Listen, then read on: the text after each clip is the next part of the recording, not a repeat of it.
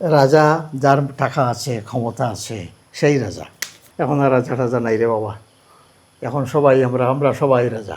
একটা গান আছে না, আমরা সবাই রাজা। এমন একজন মানুষের সাথে আমি আছি যিনি হচ্ছে পাল রাজার বংশধর, আবার সেই জায়গায় হচ্ছে আপনার নাম হচ্ছে আব্দুর রউফ চৌধুরী।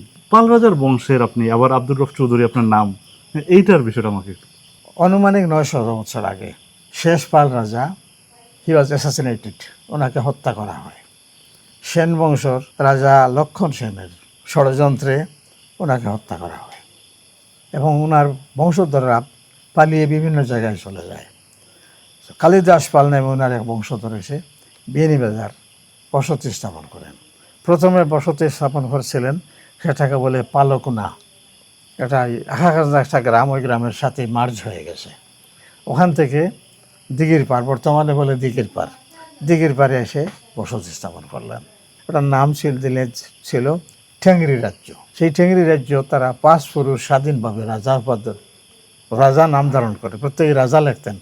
এই রাজা লেখার কারণটা কি ছিল? মানে তখন তারা ওই যে এই এরিয়াটা তখন কিন্তু আমাদের মতো লোকজন ছিল না, এরা নাগা কুকি, এরাই বেশিরভাগ এই এরিয়ার বসতকার ছিল। এদের কন্ট্রোল করে হি বিকেম কিং, উনি রাজা হয়ে গেলেন। এটা আপনার কত পুরুষ আগে? আমি মুসলমান প্রতাপ 18 আর তারও আরও 7, 28, 7 মানে প্রায় 25 পুরুষ আগে। 25 পুরুষ আগে। আগে। আচ্ছা আচ্ছা। তো কালিদাস পাল এবং ওনার 4 জেনারেশন রাজা হিসাবেই বসবাস করছিলেন আমাদের এই অঞ্চলে। এই অঞ্চলে। বিয়ানীবাজার নাম দিয়েছিলেন সম্ভবত না নাতি, উনি বিয়ানীবাজার নাম দিয়েছিলেন তখন বিয়ানীবাজার নয়, বিহানীবাজার। মানে এই এরিয়াতে তখন নানান জাতের হিংস্র জন্তু জানোয়ার ছিল, বাঘ ভল্লুক এগুলার ভয়ে বিহানে বাজার টাজার করে সবাই যার যে বাড়িতে করে পৌঁছে দিতে বলেই ওখান থেকেই বিয়ানীবাজার নামের উৎপত্তি। আচ্ছা আচ্ছা। এরপরে মুর্শিদাবাদের নবাব কর্তৃক ওনারা পরাজিত হল, রাজা উপাধি 5 পুরুষ পরে ছেড়ে দিলেন, আর রাজা লেখেন নাই। জাস্ট আমাদের মধ্যে যে প্রথম মুসলমান হয়েছিলেন হি ওয়াজ সিম্পলি প্রতাপচন্দ্র পাল। ওই রাজার কি সবাই মুসলিম হয়ে গিয়েছিলেন? মানে না না না, 5 ভাই ছিল ওরা। আচ্ছা আচ্ছা। 5 ভাইয়ের মধ্যে সব বড়জনের নাম ছিল গদাধর পাল, 2 নম্বর 3 নম্বর নাম মনে নেই, একজন সম্ভবত বারাণসী পাল এবং সব কনিষ্ঠ প্রতাপচন্দ্র পাল। প্রতাপচন্দ্র লোকমুখে যা শুনছি আর কি, হজরত শাহজালালের এক সঙ্গী হজরত আদিনা রহমতুল্লাহ, যার মাজার চারখাইতে, চারখাইয়ের পাশের গ্রামের নাম হলো আদিনাবাদ, ওনার মাজার ওখানেই। ওনার সংস্পর্শে এসে প্রতাপচন্দ্র মুসলমান হয়ে গেলেন। মুসলমান হয়ে মিহারি নামে একটা গ্রাম, মিহারি ফার্সি শব্দ, মিহারি বাংলা অর্থ হলো নিজ বাড়ি, ওখানে বসত করলেন।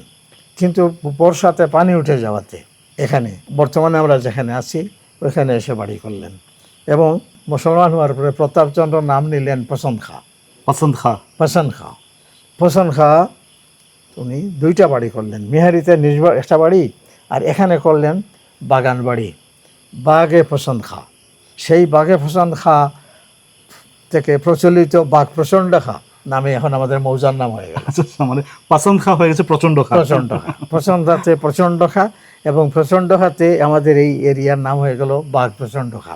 বাঘ পছন্দ খার 18 পুরুষ আমি, এবং আমার থেকে আরও 2-3 পুরুষ চলে গেছে, মানে আমরা এখন 21 পুরুষ চলতেছে মুসলমান হওয়ার। আচ্ছা আচ্ছা। সেই হিসাবে আমি অনুমান করতেছি যে শাহজালাল সাহেবের সাথেই হবে, কারণ 21 পুরুষ মানে প্রায় 700 বছর, এবং শাহজালাল সাহেব রহমতুল্লাহির আগমন 700 বছর থেকে কিছু বেশি হবে, এবং ওনার সংস্পর্শে এসেই প্রতাপচন্দ্র ইসলাম ধর্ম গ্রহণ করেন, পরে পছন্দ খা নাম ধারণ করেন।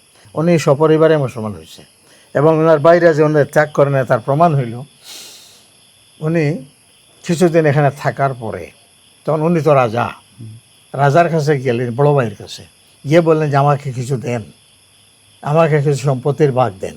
তারপরে 2 ভাই বসছেন, গল্প করছেন, বলছে কালকে ভোরে তুমি চলে আসবা তোমার বাড়ির থেকে, আমিও বাড়ির থেকে বেরোবো, 2 ভাই যেখানে মিলিত হব ওখান থেকে আমাদের ডিমার্কেশন হবে, স্টেট ভাগাভাগি হবে। তিনি নয়া মুসলমান, উনি তো তাজুদের নামাজ পড়ছে, ফজর পড়ছে, পড়ে গুড়াতে উঠছে, উঠে পৌঁছে গেছে ওনার বাড়িতে।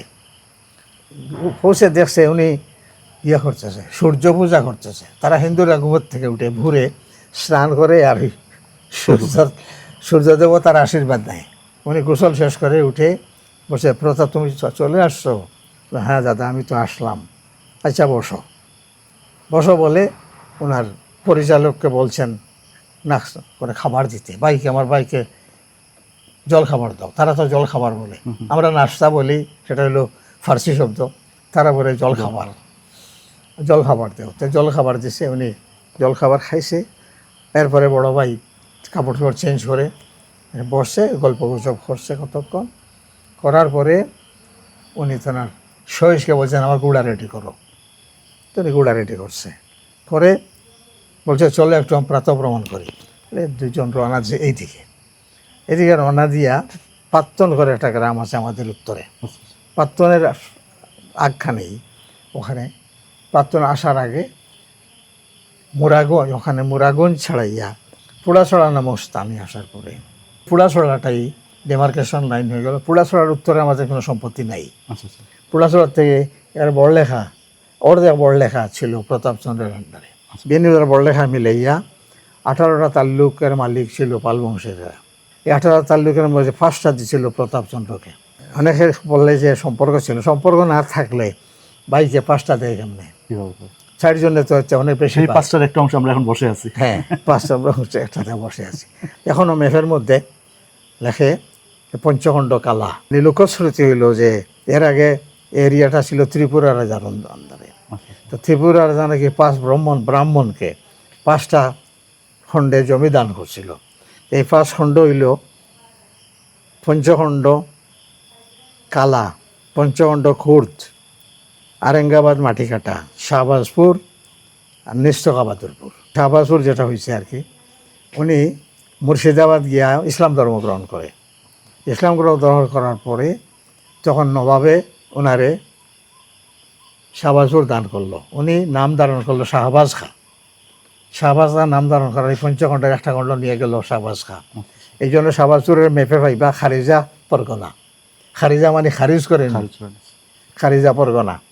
শেখ বাহাদুর করে একজন, উনিও মুর্শিদাবাদ থেকে নিয়ে গেল বাহাদুরপুর, নিস্তকাবাদুর, নিজ বাহাদুরপুর। মাটিঘাটার চৌধুরীরা নিয়ে গেল আরেঙ্গাবাদ মাটিঘাটা। আর পাল বংশ রইল পঞ্চখণ্ড কালা আর পঞ্চখণ্ড কুর্দ।